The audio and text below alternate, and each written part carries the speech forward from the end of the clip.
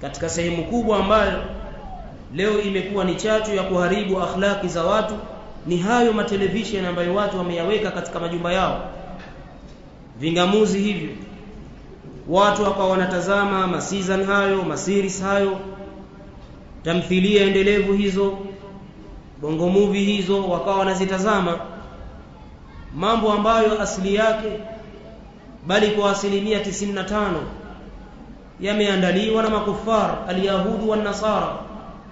Wakawa wanatazama zile tamthilia endelevu imma za Waingereza au za Wakorea, wa China au Wahindi, mambo ambayo huko wakawa wanaona mambo ambayo yanaharibu tabia za watu, akhlaq, mapenzi nje ya ndoa, uzinzi na mfano wa mambo kama hayo, bali ushirikina.